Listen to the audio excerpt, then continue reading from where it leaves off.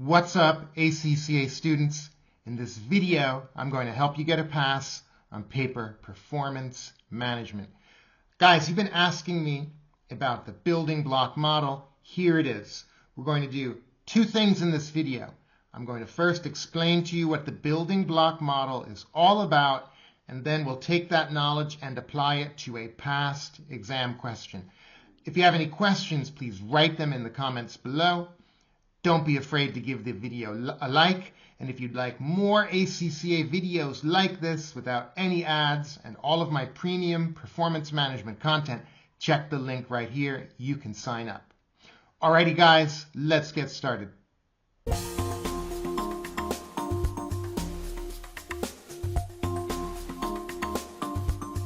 Let's dive into the building block model.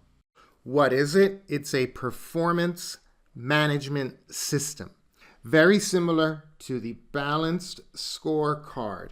And if you're not familiar with the balanced scorecard, I recommend you view that video right after this one. The link is right here. Balanced scorecard is the first generation model that promotes measuring a company's performance, not only from the financial perspective, the traditional approach, but we want to balance that with non-financial KPIs. These KPIs can cover our customer view, customer loyalty, customer satisfaction. These KPIs can cover internal processes like efficiency, like delivery, like quality. And we can also look at our employees' learning and growth. We can measure training days. We can measure employee engagement. We can measure revenue from our new products to monitor innovation. Guys, that's the balanced scorecard. 1990s, early 90s. Now, the building block model, remember this, is an evolution from the balanced scorecard developed specifically to meet the needs of service organizations. The original balanced scorecard conceived in the manufacturing environment. The building block model, we set the scene, evolution from the balanced scorecard. Building block model begins with defining our dimensions of success. And we can use a D to represent dimensions. That is the first block.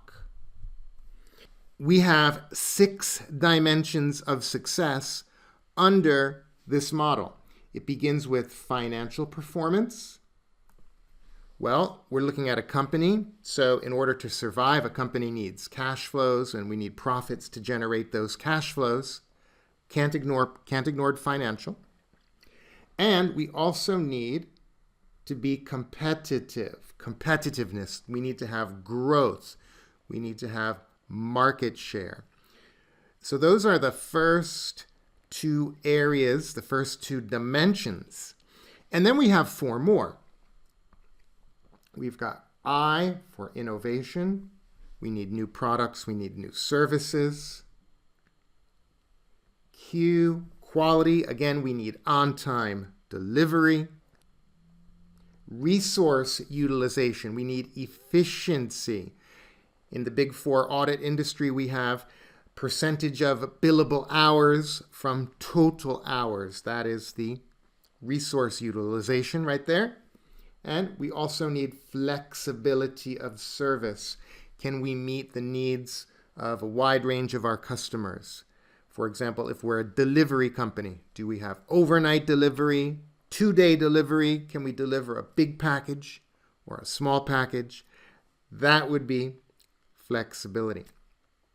Now, once you know the dimensions, then there's another element to this. The creators of the model said we're looking at 2 perspectives. These ones are called downstream, or R for the results. That's what we get from our hard work. And these ones over here, these are the drivers, right? These are the areas of performance that drive the financial success and our competitiveness. The model specifically calls this determinants. I'll use D for that. I like driver, but the official model uses the word determinants. So keep that in mind, especially for your objective test questions. They could get down into the nitty-gritty of this model in those Section A OT questions. After you have your head around the dimensions, then what we want to do is measure each dimension with carefully selected performance standards. And a standard is essentially a KPI, a metric. I know what you're thinking. It's very similar to the balanced scorecard, and it is at this point. You are right. Now, the model promotes qualities of our standards. So the first thing is that the standards should be fair. F for fairness. Your book might say equity or equitable, that fairness. So we shouldn't play favorites. We should have a transparent HR policy so it's clear how we're going to measure performance of managers and staff. And our standards should be achievable. If your standard is achievable, you'll work harder to reach it. And then O for ownership. If we have a dimension of success, quality, and we create a standard, percentage of products with a warranty claim, well, if we don't assign that metric to a manager, no one's going to be looking after it, and we will not see improvement under that dimension. So that's ownership.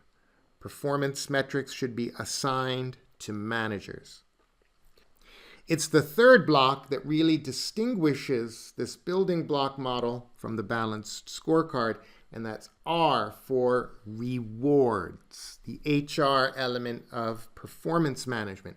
And rewards should be motivating, M for motivating. If the reward is not significant, you're not going to work harder to achieve it. Rewards should be controllable. So there should be a performance-related element, performance-related pay. And lastly, we want clarity, clear. The reward system should be spelled out and disseminated through the whole company, again, with a transparent HR policy available to all. Performance management team, that's the building block model in a nutshell. In the next part of this video, let's talk about exam technique. Let's talk about getting you a pass on performance management. Let's apply the theory now to the past exam question, one-stop car company. You can download this question as a PDF at the link right here. Before we go further, I highly recommend hit pause, download the question, and try it on your own. After you've given it a decent attempt, continue watching the video. It will be much more helpful. Welcome back. Boy, look at this. Section C question. Big scenario. A lot of numbers. In the real exam, all of this will be displayed in the left side panel. We don't have this question in the past exams in the practice platform, so we're using this PDF. Then in the right, they're going to give you the requirements. Let's check out the first requirement. And for each dimension of the building block model, wow, so you need to have memorized the building block model. We see a verb calculate, one performance indicator for the group and one for the individual entity using the data available. Then they want us to justify why we chose the indicator, briefly justify, and discuss performance. Team, very challenging requirement. we've got 16 marks. So we need at least 8 marks for a pass, and 12 would be a safe pass. So I'm going to show you how to do that here in a second. In the second requirement, we need to explain how standards and rewards support the dimensions. That's the easy part. That is simply reciting the book knowledge. For this video, I'm going to take you through part A. We're going to do part A together. As I begin scanning through the scenario, I discover that the examining team was really, really nice to us. They gave us the dimensions. We did not have to memorize it. We've got this big scenario here. Very important that we read it because we will need to reference the story when we A, justify the metrics that we chose, and when we discuss the performance. If we do that in complete generic terms, we will miss out on marks. So we see that we've got a auto maintenance business.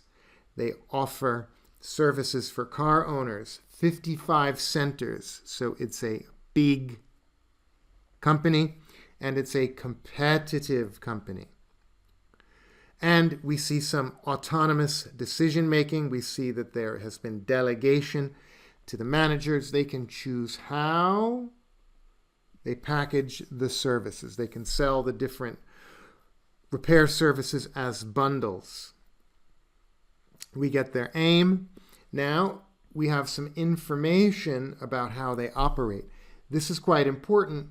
This will help us when we are justifying the metrics that we chose. Let's make sure we reference the mechanics. Let's make sure we reference the packages.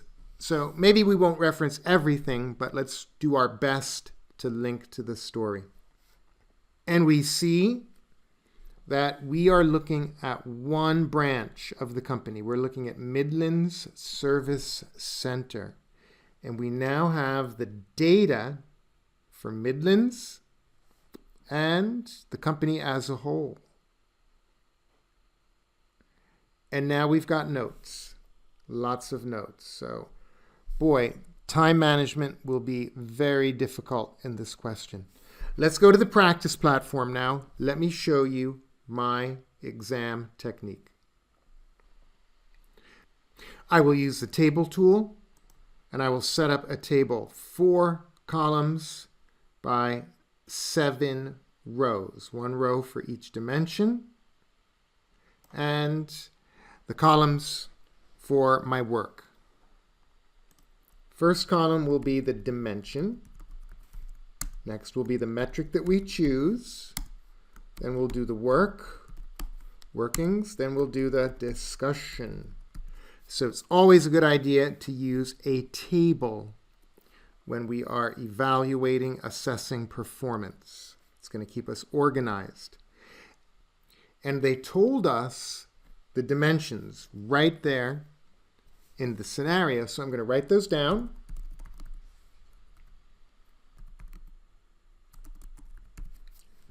So that's my next step, lay out my rows, and we need to calculate workings for MSC and then the average for the company. So we'll do 1 part MSC, couple lines, OSC average, and I can use the feature here, copy, paste, copy.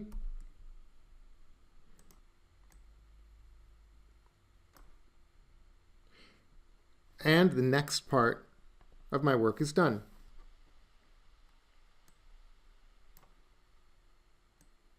Now that my template is in place, I can begin crafting my answer.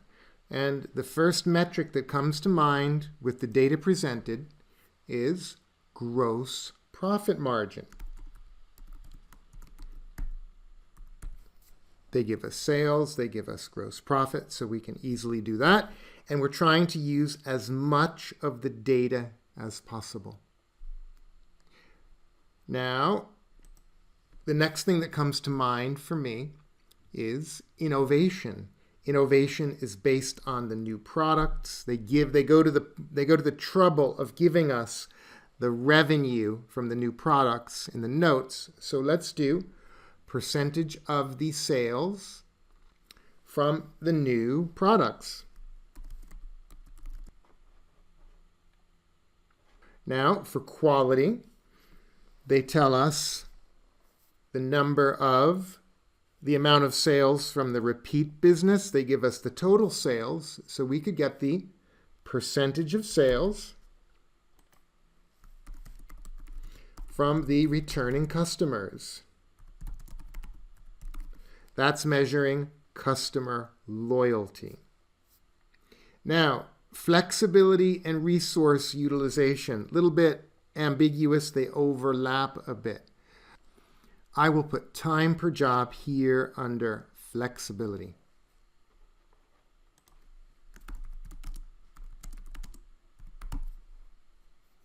At this point, I look at the data. I've got a couple more here. Now, in the real exam, if you don't have it perfect at this point, not a problem. Just proceed with doing the work. Doesn't need to be perfect for a pass. It just needs to be better than 50%. At this point, I'm going to go ahead and briefly justify my choices of metric.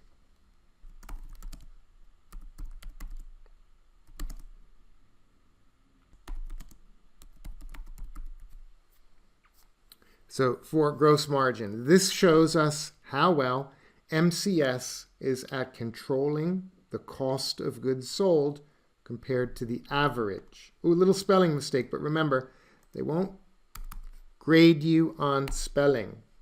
Okay, there are no marks for spelling, no marks for grammar. Innovation.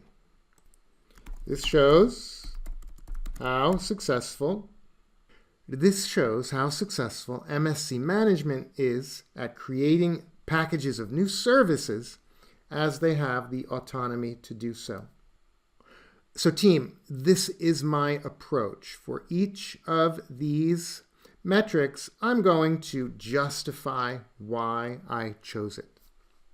After I've justified my metrics, and guys, I'll show you the entire answer at the end, now I'll get started with my calculations. And because this is not the spreadsheet, when I'm doing calculations in the word processor, I'm going to show my workings. And you don't get to choose spreadsheet or word processor. They give you one or the other. So I'm going to very carefully take the numbers down from the scenario and set my work up.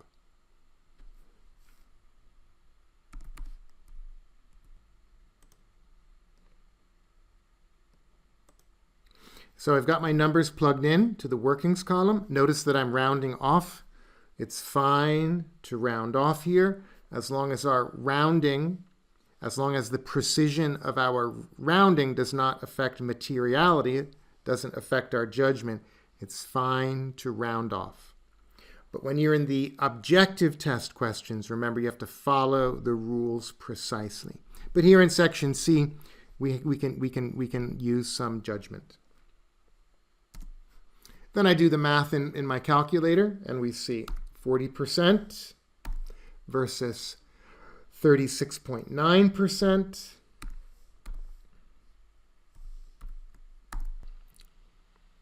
So I've got my results, 40% for MSC, and for the average, 36.9%. So now we need to discuss our findings, and let me do that.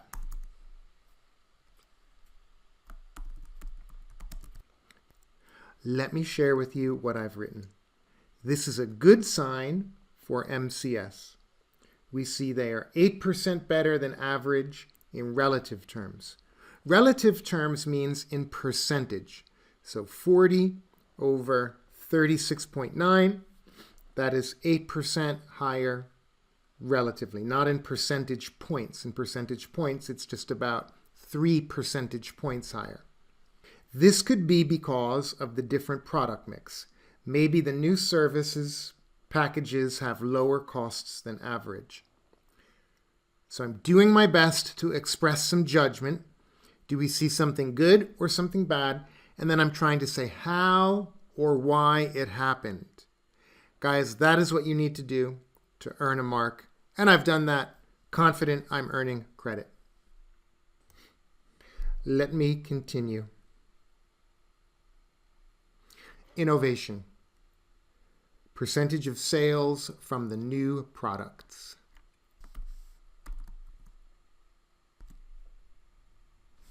So I set up my workings, then I do the math.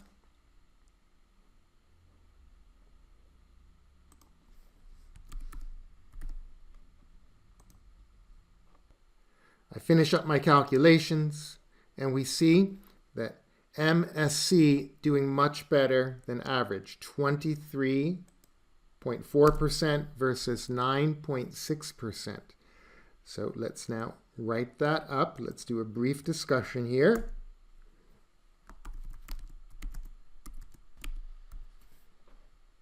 This is a positive sign. It shows the management are making good decisions about how to package their services compared to average. This could be due to the fact that MSC launched 3 new services versus the average of 2. Once again, look at my discussion. I'm showing some judgment. Is it a good or a bad thing? Then I'm trying to say how or why this could have happened, linking to the scenario or linking to the data. Here's what my answer looks like when I'm all done. You can download this answer, the link here, or at the link below in the description. Please notice I've used the same exam technique, the same approach for each metric. I've justified it, and then I've discussed the performance. Here at the bottom, I didn't quite get finished. That is not a problem. That is normal in the highly time pressurized ACCA exams. It's mostly done. There were 6 marks here for the workings, so I'm sure I got 5 of those marks. And then I've got most of the discussion marks, so we've got a comfortable pass here. You can download this document to check out what else I've written. You can also see how I've approached Part B, looking for the 4 marks, explaining how the standards and the rewards support the dimensions. So I've broken my answer into 4 parts. I talk about standards, how they should be achievable, how they should be fair, and then I talk about rewards, how they should be motivating and controllable. So I'm confident I can scoop up the 4 marks there. Performance management team, that's a wrap on the building block model. I hope you found this video useful. If you did, feel free to give it a like. And here's a playlist of more videos queued up for your viewing pleasure right here. Guys, good luck on your upcoming exam.